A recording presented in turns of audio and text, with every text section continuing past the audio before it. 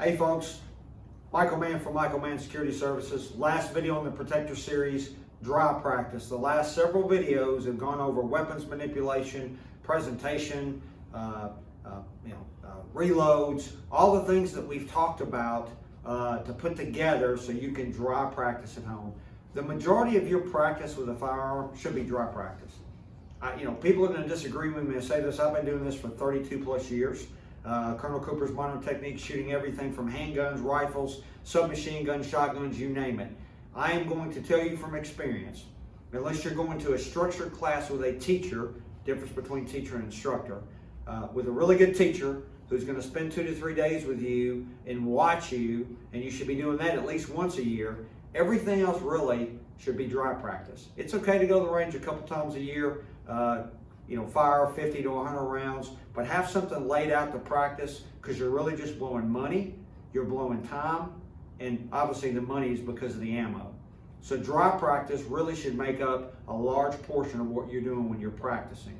Dry practice will greatly increase your skill, not only with marksmanship, but also with manipulation. So very, very quickly, let's cover the procedure for dry practice. Number one, before you start to dry practice, if there are people home, tell them what you're going to do and tell them that you do not want to be disturbed.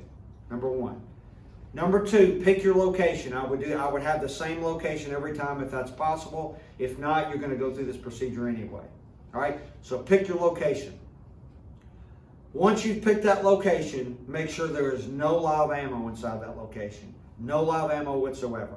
Once all the live ammo is out of that room, shut that door, lock it if necessary to control access. Once access is controlled, you've got all the ammo out, somebody can't walk in on you, check yourself again to make sure that there's no ammunition in the room, okay? You don't have to have a handheld metal detector like this to sweep yourself, but it's a good idea to go back and check and make sure that there's no ammo in that room once you've started to control access, okay?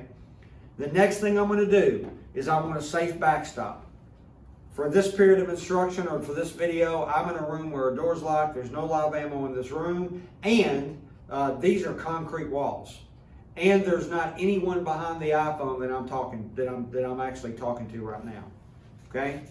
What I would do, backstop is next. Put up a backstop. This is a plate, a heavy-duty plate from an old plate carrier that I have. Handgun rounds cannot go through this plate. Now, you don't need to spend $1,200 on a plate and a plate carrier, but what you need to do is find something to aim into where if there is negligence, if you skip one of these steps and you have a negligent discharge and a round impacts that target, that it's not going to go through that target and hit something unintended or something you're not willing to destroy. So I like to use this. I aim into this, but if you don't have this, it can be a concrete wall. It can be something where a handgun round is not going to penetrate through. Okay.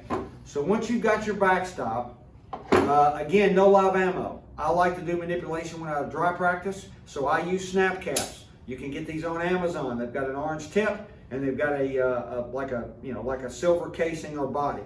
Okay. These will not fire. They're made directly or specifically for dry practice and for malfunction clearance drills. All right.